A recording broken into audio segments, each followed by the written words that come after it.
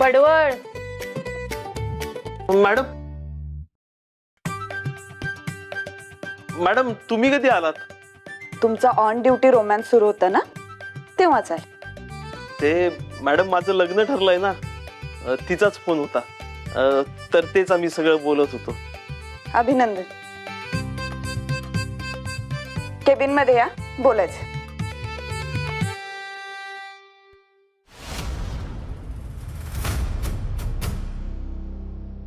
म्हणवात येऊ? या.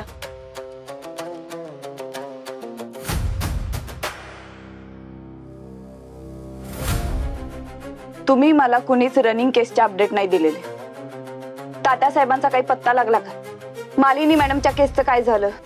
आपल्या टीमला काही सुगावा लागतोय की नाही? मॅडम, तात्यांच्या सगळ्या अड्ड्यांवरती छापे टाकलेत. अगदी सातारा, महाबळेश्वर, सांगली, कराड सगळीकडे शोधाशोध केली आहे, पण तात्या कुठंच नाहीयेत. आणि जर मालिनी मॅडमला तात्यांनी किडनॅप केलं असेल ना, तर सातारा आणि आजूबाजूच्या परिसरात ना त्यांचा शोध लागणं मुश्किल वाटतंय. मॅडम, मला वाटतंय बहुतेक तात्यासाहेब देशातून फरार झालेत. पण मग तसं असेल तर मालिनी मॅडमना पण भारताबाहेर घेऊन गेले असतील. तात्या साहेबांच्या संपर्कात जे जे असू शकतात त्यांची सगळ्यांची चौकशी केली तुम्ही? मॅडम, चौकशी केली, पण काहीच माहिती नाही मिळाली आहे. इनफॅक्ट आम्ही त्यांचे फोन सुद्धा चेक केले. काही महिन्याभरामध्ये तात्यांशी त्यांचा संपर्कच नाहीये. मॅडम, आम्ही तर त्यांच्या पक्षातल्या छोट्यातल्या छोट्या कार्यकर्त्यापर्यंत पोहोचलो, पण तात्यासाहेब कुठे आहेत हे कुणाला काहीच माहीत नाही. मॅडम, काल तुमच्या बाबतीत जे घडलं ते कानावर आलंय आमच्या. आपली सगळी टीम तिथे येणारच होती, पण तितक्यात कळलं तुम्ही घरी पोहोचलात. काय झालं होतं कळेल का आम्हाला?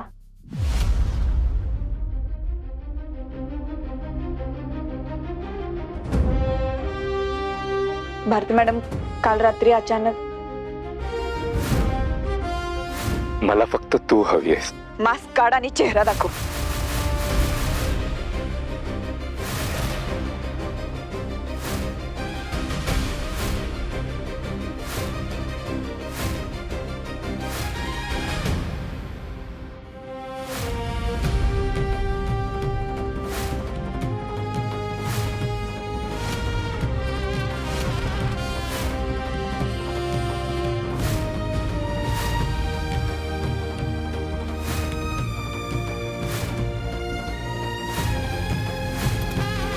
मॅडम, पण तुम्ही अशी एकट्यानेच रिस्क का घेतली? एकदा आम्हाला अलर्ट तरी करायचं. आम्ही ड्युटीवर नसलो तरी आम्ही आलो असतो तुमच्या सोबत. हो मॅडम, एक मेसेज तरी करायचा ना आम्हाला. सगळा बंदोबस्त केला असता आम्ही. हो, मला माहितीये तुम्ही धावत आला असता, पण मला आधी त्याला भेटायचं होतं एकट्याला. त्याची पुरेपूर माहिती काढायची होती. मला जाणून घ्यायचं होतं की मला आणि सत्याला लढायची हिंमत कशी करतोय तो. पण काल सुद्धा हाताला लागता लागता निसटला. मॅडम, तुम्ही त्याचा चेहरा पाहिलाय का? नाही, मास्क घातला होता त्यानं. कोण असेल हा विक्षिप्त माणूस? माहित नाही, पण हा नक्कीच डोक्यावर परिणाम झालेलाच वाटला. आज संध्याकाळी सुद्धा तो मला भेटणार आहे. त्यामुळे सगळ्यांनी नीट लक्ष देऊन ऐका. आपल्याला परत प्लॅनिंग करायचंय आणि एवढी खबरदारी घ्यायचंय की ही बातमी या रूमच्या बाहेर जाता कामा नये. सगळ्यांनी अलर्ट मोडवर राहता. हो मॅडम. हो मॅडम, आम्ही कोणाला काहीच कळू देणार नाही. या कानाची खबर त्या कानाला लागू देणार नाही.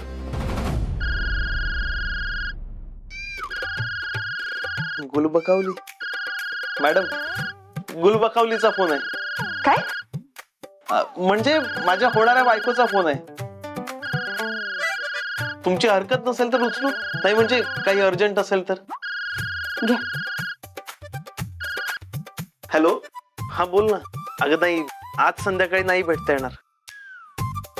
काय, कारण आज संध्याकाळी आम्ही एका मिशनवर चाललोय.